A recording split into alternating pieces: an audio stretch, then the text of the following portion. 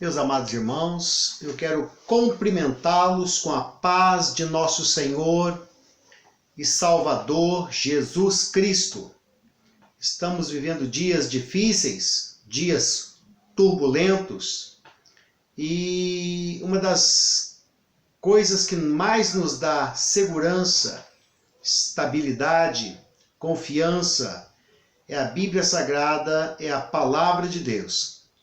E quero me valer desta oportunidade para meditar um pouco da Palavra de Deus com você. Mas antes de tudo isso, eu quero saudar a você com a paz de nosso Senhor e Salvador Jesus Cristo. Quero desejar a você e impetrar sobre a sua vida a paz de Jesus Cristo. Receba a paz na sua vida, receba a paz na sua alma, receba a paz no seu coração, receba a paz na sua família, receba a paz na sua casa, receba a paz de nosso Senhor e Salvador Jesus Cristo. Quero meditar com você em poucas palavras no livro de Apocalipse, capítulo de número 2, onde refere-se à igreja de Éfeso. A igreja de Éfeso. É lindo e glorioso esse texto, porque começa dizendo o seguinte: a igreja que está em Éfeso escreve. E dois pontos importantes para nós, que o texto começa dizendo: assim diz aquele que tem na mão direita as 7 estrelas e anda no meio dos 7 candeeiros. Conheço as tuas obras, o teu trabalho e a tua perseverança. Sofrestes e não desfalecestes. E o versículo 4 diz: porém, deixaste o teu primeiro amor. Eu fracionei um pouco aqui a leitura da palavra para você entender exatamente os pontos que nós queremos trabalhar. Então, o primeiro ponto é o primeiro versículo, né? Assim diz aquele que tem na mão direita as 7 estrelas e anda no meio dos 7 candeeiros. Versículo 2: conheço as tuas obras, o teu trabalho e a tua perseverança. Versículo 3: sofreste e não desfaleceste. Versículo 4: porém deixaste o teu primeiro amor. É muito importante para nós entendermos a introdução dessa passagem bíblica, que está no versículo 1. Tem na mão direita o quê? As 7 estrelas. E anda no meio dos 7 candeeiros.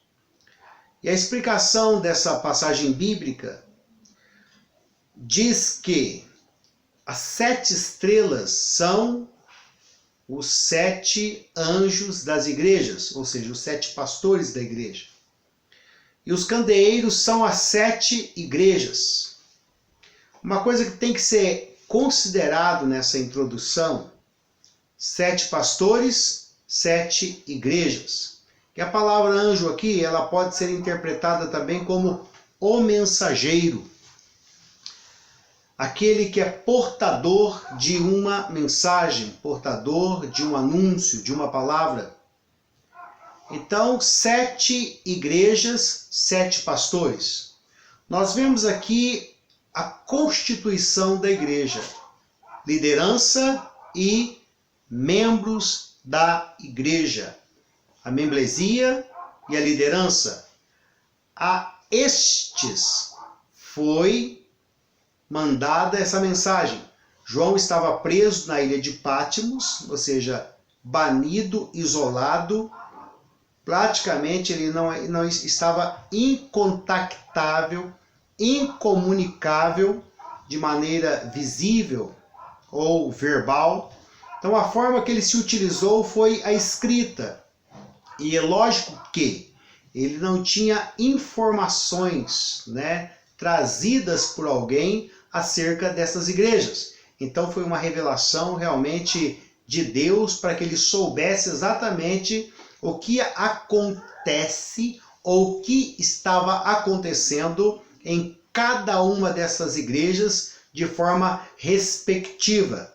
Então, constituição da igreja, pastores e membros da igreja. Há uma outra modalidade hoje de pessoas que querem se intitular da igreja, mas que não pertencem a esse quadro. Não querem fazer parte desta composição. Pessoas que estão totalmente isoladas, totalmente desconectadas, né, de membros e liderança, e ao mesmo tempo querem se dizer parte do corpo de Cristo. E eu tenho que falar para essas pessoas, baseando-me, valendo-me deste texto, que para fazer parte da igreja eu tenho que estar nessa organização constituída por Deus, que aqui nós vemos com toda clareza o anjo da igreja e a igreja. Devemos pertencer a isso. Então, se você estiver na sua casa, isolado, longe de estar no corpo de Cristo, ou seja, com pessoas que professam a mesma fé, e sendo ensinado, sendo acompanhado por um mestre, porque a Bíblia fala, né, no livro de Efésios acerca da constituição das lideranças. Ele mesmo deu uns primeiramente apóstolos, depois profetas, depois evangelistas, depois vem doutores, pastores, e assim consecutivamente. Mas ali constitui-se a liderança da igreja. Então, os líderes da igreja são constituídos pelo próprio Jesus,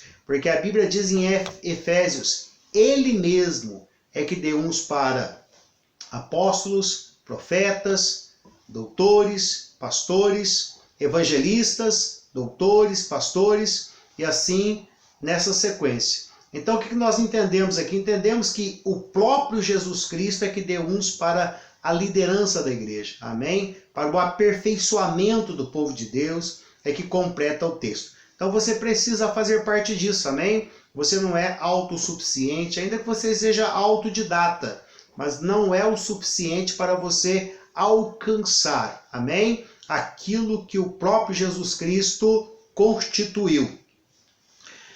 Então nós estamos vendo hoje uma modalidade. Eu tenho encontrado pessoas em muitos lugares que não pertencem, amém, a um grupo, não pertencem a uma organização, não pertencem a um corpo. E são pessoas isoladas, desconectadas, e automaticamente a maioria das que eu conversei estão com uma interpretação despadronizada, uma interpretação particular, uma interpretação tendenciosa, viciada, para atender os princípios próprios, para entender os interesses particulares dela. Elas começam a fazer a palavra de Deus se adaptar a elas, e não elas se adaptarem à palavra. Então isso é um problema muito sério que nós temos visto por aí. Então, com base neste texto, nós vemos a constituição da igreja. Amém? Então a igreja de Éfesos era a quarta cidade do Império Romano, uma cidade que no século I já tinha 250 mil pessoas, né? Uma cidade bem populosa. Então, a esta cidade foi destinada esta carta aos irmãos que ali estavam. E a carta continha a seguinte mensagem: conheço as tuas obras, o teu trabalho e a tua perseverança. Obra, trabalho e perseverança. Sofreste e não desfaleceste. Contudo, tenho contra ti que deixaste o teu primeiro amor. Então nós aprendemos, irmãos, que quando nos falta o amor, o nosso trabalho se torna uma liturgia morta. Quando nos falta o amor para com aquilo que estamos fazendo, o nosso trabalho se torna um mero ritual, se torna uma mera tradição. Nós precisamos fazê-lo de todo o nosso coração, com toda a nossa boa vontade, com toda alegria, com todo entusiasmo. Nós não podemos deixar a nossa vida se tornar uma mera religião. Nós não podemos deixar a nossa vida se tornar um mecanismo. Nós precisamos agir com a alma, com o coração, com devoção, com prazer. Quando disseram a Davi, vamos à casa do Senhor, ele disse, alegrei-me quando me disseram, vamos à casa do Senhor. Alegria, prazer, satisfação em ir para a igreja, amém? Não uma coisa mecânica, metódica, ritualesca, costumeira. Isto não agrada a Deus. Então Deus ele repreende essa igreja por causa exatamente dessa falta de amor. O amor havia se esfriado, estavam fazendo tudo à base do mecanismo, ou seja, agindo de forma mecânica, sem sentimento, sem alma, sem emoção. Isso acontece muito nos nossos dias. As pessoas realmente estão perdendo isso, e eu tenho visto isso em vários lugares, e é preocupante, porque tem uma profecia lá em Mateus que diz que por aumentar o pecado, o amor de quase todos se esfriaria. Então o egoísmo, as prioridades para com as nossas questões pessoais se tornam cada vez mais importantes. Então devemos nós prestar muito atenção nessas coisas. Deixaste o teu primeiro amor. O amor faz com que tenhamos prazer, entusiasmo, vontade. Se não haver amor, nós não conseguiremos agradar a Deus. Por isso que 1 Coríntios, capítulo de número 1 a seguir, começa dizendo, capítulo 13, versículo 1, começa a dizer, o amor é sofredor, o amor é paciente, é benigno, o amor tudo suporta, o amor não se vangloria, não bate no peito, o amor não busca os seus próprios interesses. E a coisa mais linda do amor, o amor não suspeita mal. Quando você vê uma pessoa que não confia em ninguém, quando você vê uma pessoa suspeitando de todo mundo, é porque está faltando amor no coração dessa pessoa.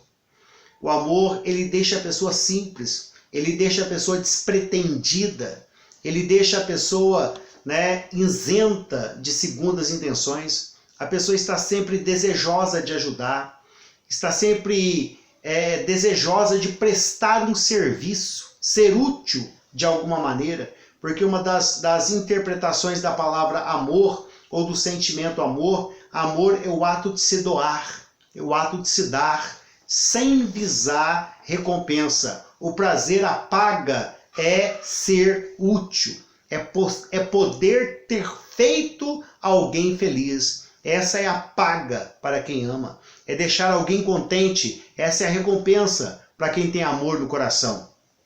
Então, com todas essas prerrogativas, com todas essas qualidades, essa igreja estava com uma reprovação porque faltava amor. E é uma coisa que não pode faltar, porque há uma profecia dizendo que o amor se esfriaria. Isso não pode atingir a igreja do Senhor, isso não pode nos atingir. Devemos ser movidos por esses sentimentos, devemos ser inspirados por esses sentimentos, levados e trazidos por esse sentimento.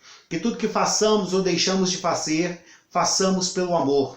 Façamos para glorificar e exaltar o nome de Deus, movidos por esse lindo sentimento que não falha, um sentimento que não comete erros. Então que esse sentimento possa estar no meu e no seu coração. E Deus abençoe poderosamente a sua vida, Deus abençoe você, em nome de Jesus Cristo. Eu quero fazer uma oração por você. Eu quero pedir a Deus que te abençoe e que enche o teu coração de amor, que você esteja repleto desse sentimento, tomado desse sentimento. E certamente você será feliz simplesmente pelo fato de ver alguém feliz. Você vai se sentir bem só por ver que alguém está bem. Você vai se sentir satisfeito só por ver alguém satisfeito. Deus, em nome de Jesus Cristo, eu abençoo essa mente, esse coração, essa alma.